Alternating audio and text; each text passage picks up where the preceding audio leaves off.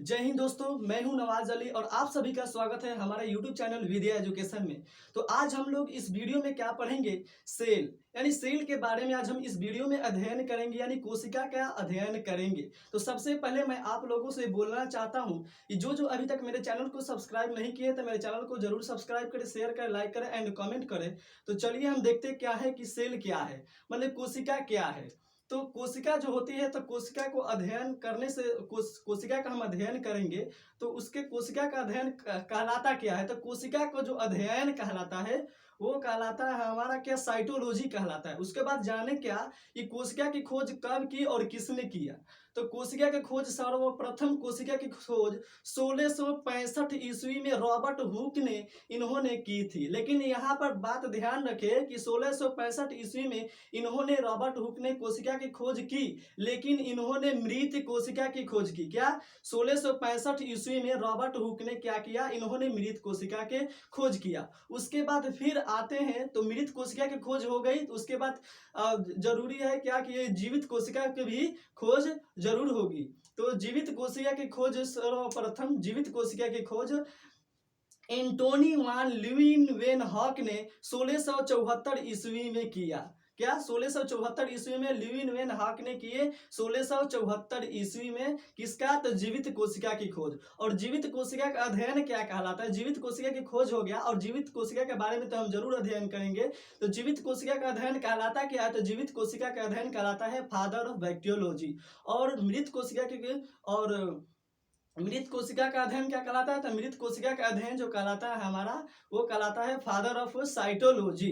तो उसके बाद हम देखते हैं ये दो साहब तो आए और क्या किए, केवल कोशिका को, जीवित कोशिका और मृत मृत कोशिका को खोजकर चले गए। उसके बाद फिर जाकर दो साहब आए। कौन, तो स्लाइडेन एवं सवान ने दो साहब आए और इन्होंने कोशिका सिद्धांत दिया और कहा कि कोशिका जो होती है, कोशिका शरीर जो होती है, हमारे शरीर कोशिकाओं से मिलकर बनी होती है। क्या, स्लाइडन एवं सवान ने आए और कहे कि हमारे जो शरीर है कोशिकाओं से मिलकर बनी होती है।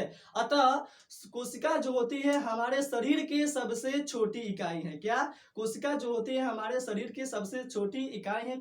हमारे शरीर जो होती है छोटी छोटी कोशिकाओं से मिलकर बनी होती है। और ये किसने कहा, स्लाइडन एवं सवान ने आए दो साहब और इन्होंने बताया और इन्होंने कोशिका सिद्धांत दिया और कहा कि हमारा शरीर जो है कोशिकाओं से मिलकर बनी होती है।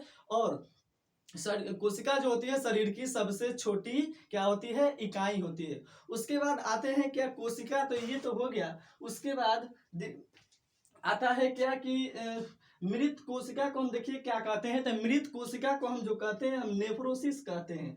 उसके बाद आता है सबसे छोटी कोशिका। क्या है सबसे छोटी कोशिका, तो सबसे छोटी कोशिका जो होती है किसकी होती है, तो सबसे छोटी कोशिका माइक्रोप्लाज्मा की होती है। और सबसे बड़ी कोशिका, तो सबसे बड़ी कोशिका जो होती है वो शुतुरमुर्ग के अंडे की होती है। और अगर ये क्वेश्चन पूछे कि हमारे अंदर सबसे बड़ी कोशिका कौन सी होती है, यानी सबसे लंबी कोशिका जो होती है हमारे अंदर, वो तंत्रिका तंत्र होती है, यानी ब्रेन का होती है सबसे बड़ी कोशिका। तो यही इतना मैं बोर्ड पर लिखा हूं, तो ये फिर से मैं चाहता हूं कि आप लोग क्या नोट डाउन करें, इसको मैं दोहरा दे रहा हूं, क्या पढ़ दे रहा हूं कि सर्वप्रथम जो हुआ कोशिका की खोज 1665 ईस्वी में रॉबर्ट हुक ने किया, किंतु इन्होंने मृत कोशिका की खोज की थी। इन्हें फादर ऑफ क्या कहते हैं, साइटोलॉजी कहते हैं। किन्हें, तो मृत कोशिका का अध्ययन जो कहलाता है वो कहलाता